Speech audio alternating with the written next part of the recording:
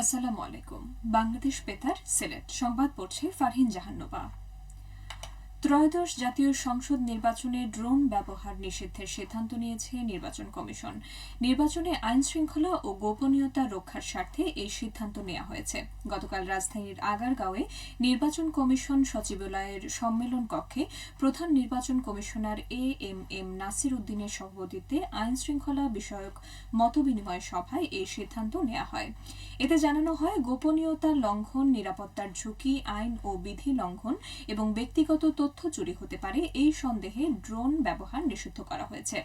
সভায় আরও জানানো হয়, ভোট কেন্দ্রের নিরাপত্তা নিশ্চিত করতে পুলিশ আনসার, গ্রাম police, RAB, BGB, coast guard, armed police ও সশস্ত্র বাহিনীর ম্যাজিস্ট্রেটের নেতৃত্বে স্ট্রাইকিং ফোর্স হিসেবে দায়িত্ব পালন করবে।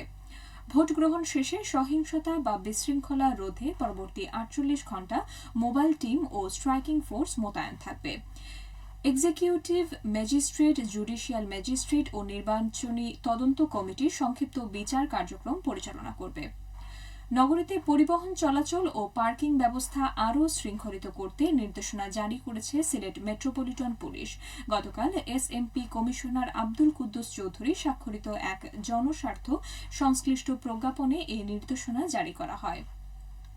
এখন থেকে রাস্তার সংযোগস্থলের কেন্দ্রবিন্দু হতে ২৫ গজ পর্যন্ত পার্কিং সম্পূর্ণ নিষিদ্ধ করা হয়েছে।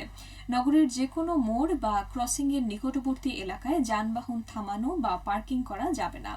২ লেনের সড়কের কোনো ধরনের পার্কিং করা যাবে না। নির্ধারিত পার্কিং স্থানে শুধুমাত্র এক লাইনে এবং অনুমোদিত সংখ্যক যানবাহন রাখার নির্দেশ দেওয়া হয়েছে। একাধিক সারিতে গাড়ি রাখলে সেটি নিয়মভঙ্গ হিসেবে গণ্য হবে। আদেশে আরও উল্লেখ করা হয়েছে, সিলেট মেট্রোপলিটন পুলিশ আইন অনুযায়ী ফুটপাত বা সড়কে যানবাহন রেখে প্রতিবন্ধকতা সৃষ্টি করা দণ্ডনীয় অপরাধ। এই আইন ভঙ্গকারীদের বিরুদ্ধে যথাযথ আইনি ব্যবস্থা নেওয়া হবে বলে সতর্ক করেছে পুলিশ প্রশাসন। উল্লেখ করা যেতে পারে, নগরীতে যানজট, ফুটপাত দখল ও বেপরোয়া পার্কিং দীর্ঘদিন ধরেই নগরীর ভোগান্তি সৃষ্টি করছে। অস্টিওপরোসিসের চিকিৎসা ও সচেতনতার ঘাটতি আর গ্রহণযোগ্য নয়। এই প্রতিপাদ্যকে সামনে রেখে সারা দেশের মতো সিলেটেও গতকাল পালিত হয়েছে বিশ্ব অস্টিওপরোসিস দিবস। অস্টিওপরোসিস হল হাড় ছিদ্র রোগ।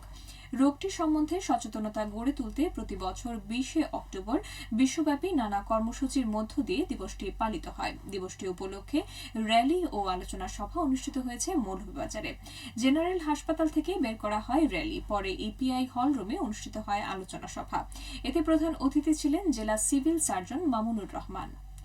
সারা দেশের মতো সিলেটেও গতকাল পালিত হয়েছে বিশ্ব পরিসংখ্যান দিবস। এবারের দিবসটি প্রতিপাদ্য হচ্ছে driving change youth quality statistics and data for everyone.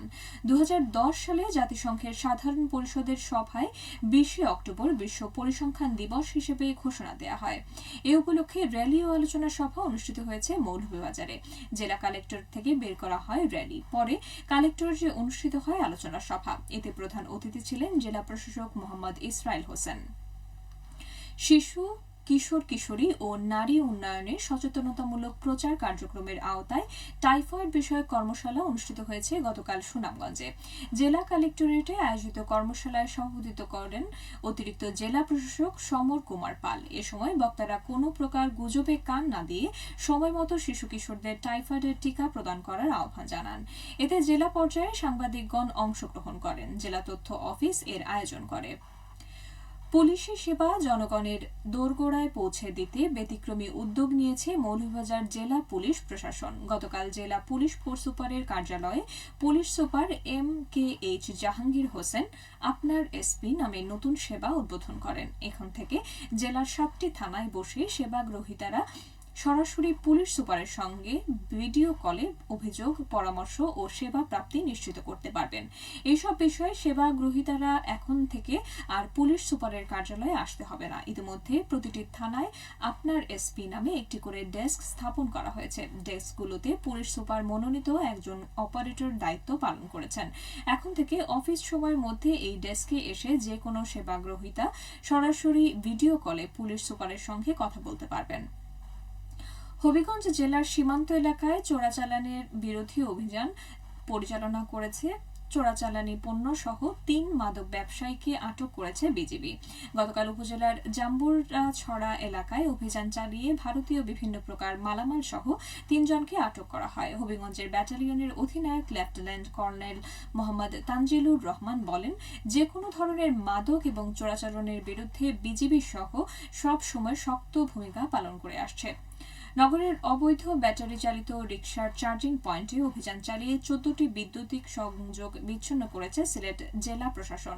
গতকাল একটানা 1.5 ঘণ্টা পর্যন্ত এই অভিযান পরিচালনা করা হয়। অভিযানের নেতৃত্ব দেন সিলেট জেলা প্রশাসনের নির্বাহী ম্যাজিস্ট্রেট অমিত দত্ত।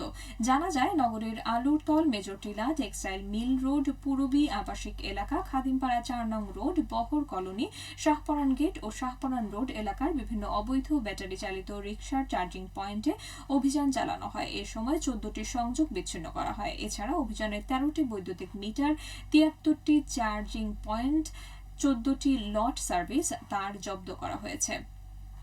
সবশেষে আবহাওয়া।